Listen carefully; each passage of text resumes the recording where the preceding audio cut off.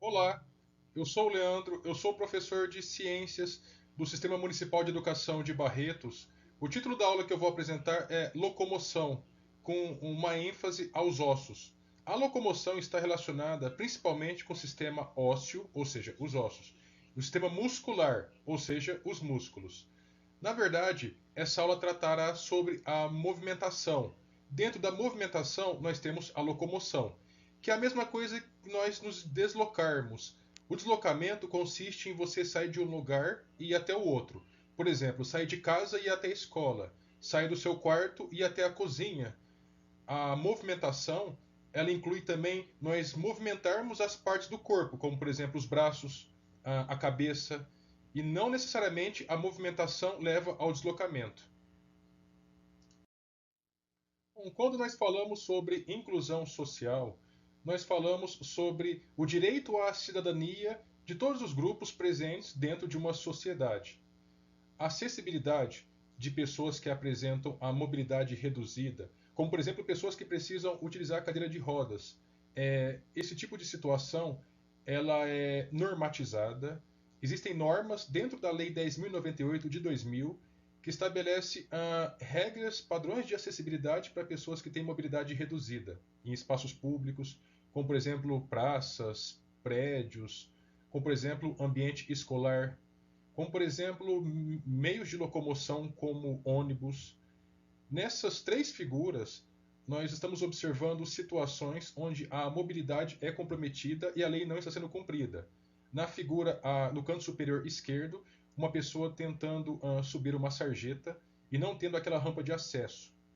No canto inferior esquerdo, uma pessoa que não conseguiu pegar um transporte público por não apresentar pelo ônibus, o transporte público não apresentar uma rampa de acesso também. E no canto superior direito, uma escada também sem a rampa de acesso.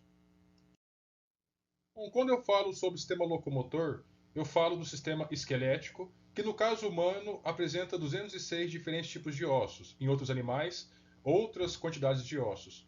Eu falo também sobre as articulações que estão presentes nesse sistema esquelético. Falo também sobre o sistema muscular, ou seja, os mais de 650 diferentes tipos de músculos presentes no sistema muscular humano. E falo também do sistema nervoso, que vai dar a ordem, o comando para a locomoção tanto dos músculos quanto dos ossos. Nessa aula, o enfoque é a locomoção por meio dos ossos. Bom, nesse slide tem duas figuras que mostram tanto o sistema muscular quanto o sistema esquelético.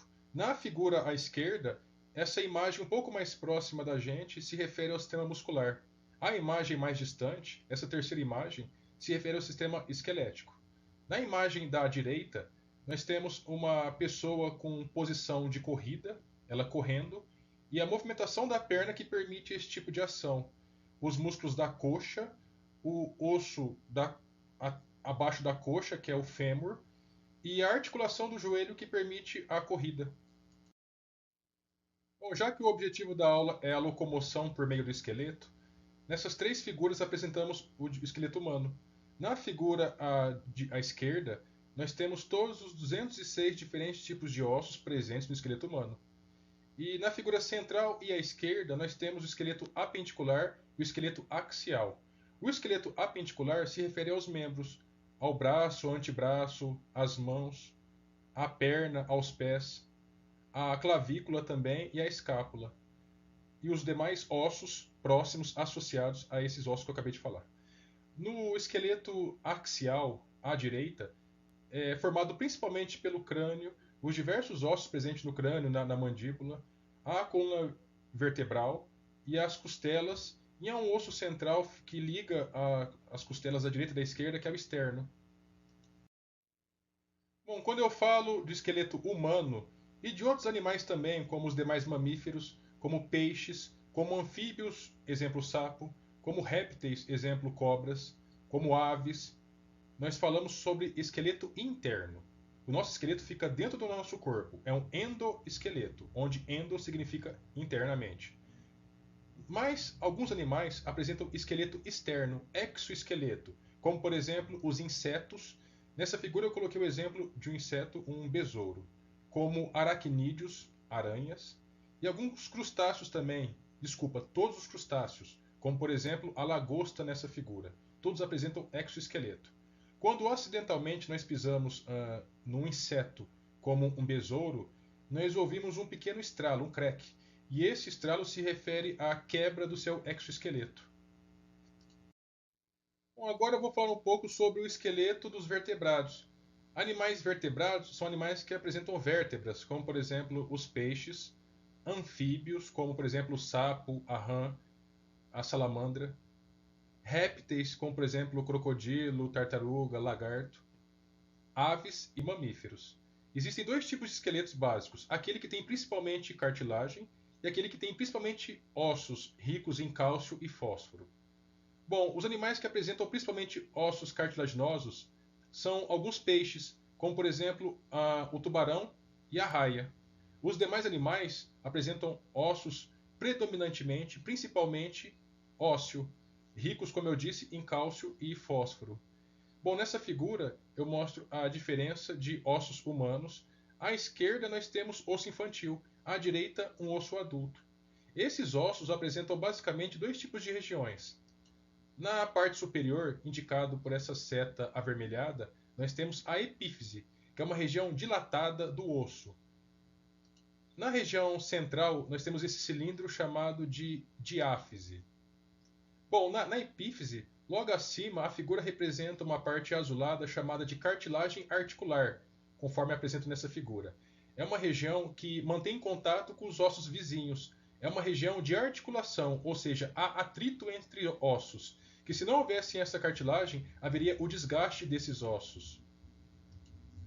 Bom, no osso infantil, esse osso à esquerda, nós temos uma região de crescimento, que é a cartilagem de crescimento, que já no osso adulto não tem mais, porque já atingiu o crescimento máximo.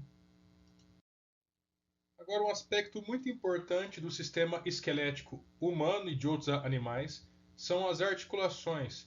A articulação ela pode ser definida de forma simples, uma região de encontro de dois ou mais ossos. Nessa figura eu apresento diversas articulações presentes no corpo humano. Vamos acompanhando pelas setas. Bom, essa articulação é uma articulação comum no pescoço das pessoas, que tem uma movimentação principalmente lateral no pescoço. Essa articulação embaixo é o encontro dos ossos do braço com o antebraço.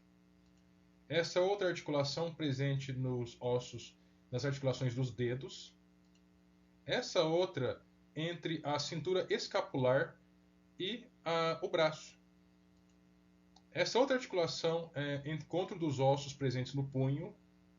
E, por fim, o encontro dos ossos do fêmur, ou seja, da perna, com a cintura pélvica, a pelve.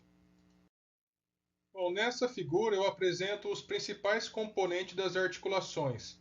Nós temos a articulação do joelho e aqui as diversas estruturas presentes nessa articulação.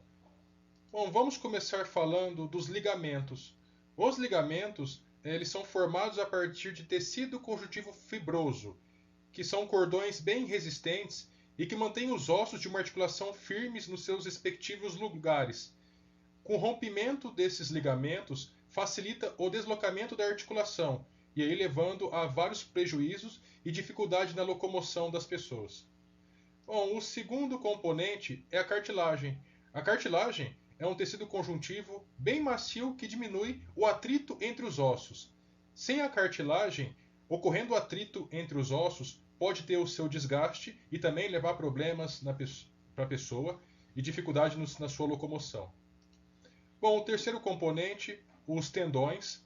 Tendões também são formados por tecido conjuntivo altamente resistente e flexível e que liga os músculos aos ossos. Então, o sistema nervoso manda o comando para os músculos para que eles se movimentem. E o músculo, por sua vez, por meio dos tendões, tem contato com os ossos e que permite a movimentação desses dois sistemas, funcionando de forma harmônica.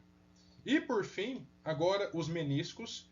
Meniscos também são cartilagens que têm a função de permitir o melhor encaixe entre os ossos. Nesse caso, nessa figura, entre o fêmur e a tíbia, além de diminuir um pouco o impacto nessa região.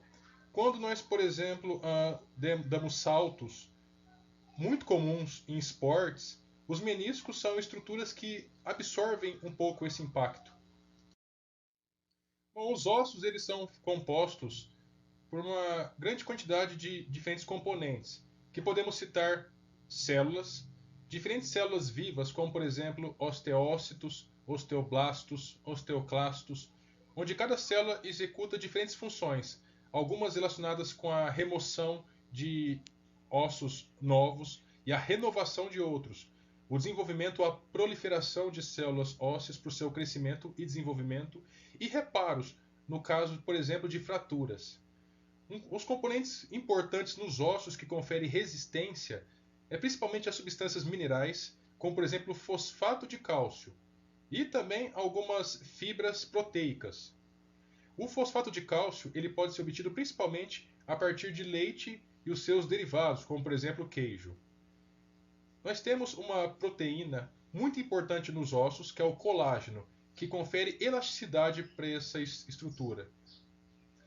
Um outro aspecto muito importante dos ossos é a presença da medula óssea vermelha, dentro de ossos longos, como por exemplo o fêmur, que é esse osso longo da perna, e também algumas costelas. A medula óssea vermelha ela está relacionada com a produção de células sanguíneas, como por exemplo glóbulos brancos e glóbulos vermelhos. Bom, o cálcio é um elemento mineral muito importante que entra na composição química dos ossos. E como eu mostrei no slide anterior, as principais fontes de cálcio podem ser o leite e os seus derivados. Para que haja absorção de cálcio pelo intestino, é indispensável que haja no organismo vitamina D. Por sua vez, essa vitamina não é obtida facilmente a partir de uma dieta, a partir dos alimentos. A forma mais fácil de obtenção no organismo da vitamina D é por meio da própria produção, a partir da molécula de colesterol, que é um lipídio, uma molécula gordurosa. No entanto, é importante, para que haja esse processo, um período diário de exposição ao sol, de 15 a 20 minutos no máximo. No entanto, a exposição ao sol pode ter problemas. O período mais adequado para ficar exposto ao sol seria no intervalo 15 minutos entre as 10 da manhã e as 15 horas. Mas é nesse mesmo momento que há a maior incidência de radiação ultravioleta, que é cancerígena. Portanto, se o sol estiver muito intenso, as radiações do sol estiverem muito intensas, com uma temperatura de 30 graus ou mais, é importante evitar exposição do sol nessa situação. Lembrando também que esse período, de 10 da manhã às 15 horas, é apenas uma referência, levando em conta que ao longo do ano a incidência do Sol, da radiação solar, nas diversas regiões da Terra varia bastante. Bom, de forma bem simplista, nós podemos definir uma fratura como uma quebra do osso. Nós temos duas figuras. Nessa figura à esquerda, nós temos os ossos do antebraço quebrado, ou seja, o rádio e a ulna. Nessa figura à direita, o osso da clavícula quebrada. Bom, os ossos, desde que devidamente posicionados, após uma fratura, eles têm uma grande capacidade de regeneração, de reorganização. E esse órgão fraturado, esse osso fraturado, ele pode restabelecer a mesma função, a função que ele executava anteriormente de forma bem harmônica. Bom, agora uma fratura numa outra parte do corpo, ou seja, na perna. Nessa região nós temos dois ossos, a tíbia e a fíbula. Aqui eu apresento as diversas formas de fraturas que podem acontecer. Vamos falar caso a caso. Esse primeiro caso é a fratura do tipo transversa, esse segundo do tipo oblíqua, a terceira do tipo espiral, como se fosse uma espiral de caderno. Essa quarta, a do tipo comunitiva, que consiste no rachamento do osso e não a sua separação total, como nos três casos anteriores. Fratura do tipo segmentar, que é uma fragmentação do osso, é uma quebra em mais de uma região. Agora, uma fratura na região da epífise, ou seja, da região dilatada do osso, uma fratura em avulsão. Ainda na epífise, fratura do tipo impactada, com deformidade e, por fim, em galho verde. Essa última fratura não há quebra total do osso, é apenas quebra parcial, sendo que o restante continua no seu estado normal. Bom, esse era o conteúdo que eu gostaria de ter transmitido. Espero que tenham gostado e bons estudos a todos.